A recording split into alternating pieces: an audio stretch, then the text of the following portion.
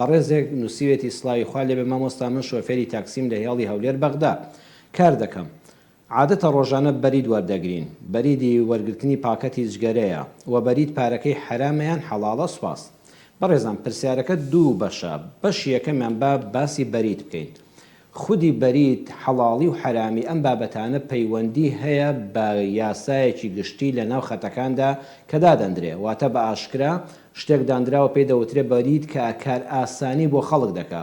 کەسێک لە هەولێرەوە شتێک دەنێرە بۆ بەغا لە بەغا بۆ سلێمانی ئەگە خۆی بڕوە پارەیەک یەکجار زۆری دەڕوە. ئەگەر بە شۆفێرێکی ئەمیندا کە بە ئەمانەتەوە و زەمانی هەیە بابەتەکە دۆکو خۆی بۆ دەگەیەنێتە شوێنێکی کە ئەم شتە نایاسایی نەبێ، ناشەرعی نەبێ، حرام نەبێ، لە ڕووی قانونەوە خلافی لەسەر نەبێ و شۆفێرەکەش و خاوەنیشی تووشی کێشەنەکە ئالەم حاڵەتەدا ئەم بابەتە هیچ مادام شۆفێرەکە بە ئاشکرا دەیبە و لە ڕێی خەتەوە وەری دەگرێەوە زەمانی دەکە هیچ کێشەیەکی تێدا نیە. بەڵام بەنسبەت ئەوەوە پارەی بەریدی جگەرە بە شۆفێرانی بەڕێز دەڵێم کاتێک کە پارەیە کەسێک پێت دەڵێ ئەم پارەیەم بۆ بگەێنە بۆ شوێنێک بڕەکەی لای خۆت دەنووسی و شاهید هەیە کە ئەوەندە دووەرگرتووە لە ڕێ ئەو کەسی کەوا شۆفێرەکان بەڕێ دەکە و نەفەرەکانیان بۆ کۆ دەکاتەوە. بەڵام تکاتان لێ دەکەم هیچ کات پێویست ناکات تۆ خۆت عەزێت دەی بڵێ بەڕێزم ئەرێ ئەم پارەیە چییە؟ ئەمە پارەی عەرەقە، ئەمە پارەی جگەرەیە، ئەمە پارەی قوماشە، ئیلا مەگە خۆی قسە بکە کە خۆی قسەی کردوتی ئەمە پارەی عەرەقە، عەرەق ئەو مادە خراپەکانن بڵێ داوای لێبوردن دەکەم ئەم خەتە جگە لە منیشی تێدایە جەنابەت پەکن ناکەوێت، بەڵام من ئەو پارەیە گومانی لەسەر بێت کار لێ دەکەم ناتوانم بە زمانێکی شیرین خۆتی لێ پارێزە و خۆشت تووشی شەڕ و ئاژاوە مەکە، بەڵام مەپرسە ئەم پارە هیچیە بۆچێ ئیلا مەگەر خۆی وتی ئەمە پارەی ئەوەیە بۆم بگەێنە. گرنگەوەی ئەم پارەیە حەڵاڵە، ئەسڵی خۆی حەڵاڵە، ئیتر چۆنە ئەمە ئیشی تۆ نییە. ئەگە کەسەکە خۆی دەنگی کرد وتی جگەرەیە، جگەرە خلافێکی زۆری لەسەرە کە زانای پایەبەرزی گەورەی کورد پرۆفیسۆر ڕەحمەتی دکتۆر مستەفا زەڵمی کتێبێکی گەورەی لەبارەوە نووسیوە کە جگەرە خواردن حرامە، کەواتە گەشتێک حرام بێ بەریدەکەشی حرامە لەسەر ڕێی ئەو زانایانە.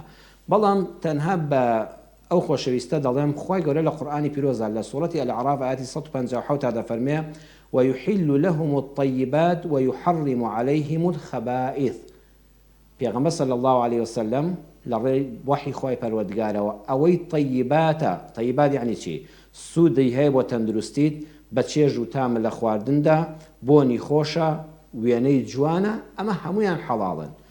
ئەوەی ويحرم عليهم الخبائث، هەر شتێک زەرەر لە تەندروستیت بدا لە داهاتوودا، شەرنی ئەم دەقەیە، هەر شتێک بۆنی ناخۆش و قێزەون بێ، هەر شتێک کەوا دیمەنەکەی ناشی، ئێستا دیمەنی دووکەڵ خوات شێ پێی جوانە، دووکەڵ هەر شتێکی ناشرینە، پێت قبوڵە پێت بڵێن دوو کەڵاوی بۆن دووکەڵت لێرێ، جاری وا تۆ لە مەجلیسێکە جگەرە خۆرێکی تێدا و بێ لە ناو سیارەکە دەچێوەڵێ هەر لە خۆ مناڵەکانت بێزارن جلەکانت بۆنی دووکەڵیان گرتووە، کەواتە هەر تۆی شۆفێری بەڕێز من لە جەنابەت بپرسم ئەرێ جگەرە پاکەیان پیسە؟ بەخۆ مامۆستا جگەرە پیسە. لە جگەرە خۆرێ بپرسە ئەڵێ جگەرە پیسە، کەواتە ئەگەر چۆ قاڵبی خەبائیثەوە بەپێی ئاەتی قورئان حرامە، زانایان زۆر بەیان فەرموویانە حرامە. ئەگەر زانە مەلایەکشت بینیوە جگەرەی خواردووەکە بەداخەوە ئەو کاتە پێت دەڵێم الحەلال بەین والحەرام بەین وبەینەهما ئومور متشابهات. پێغەمبەر صلی الله عليه وسلم فەرموویەتی حەڵاڵەکان ڕوون و ئاشکرا و دیارن. تۆ کابرا شەربەتێکی حەڵاڵ و پاک و پوختە تۆ باریکەی بەریدەکەی بگەێنی ئەوە دیارە حەڵاڵە، حرامەکانیش دیارن، ئەوە عەرەقە و دیارە.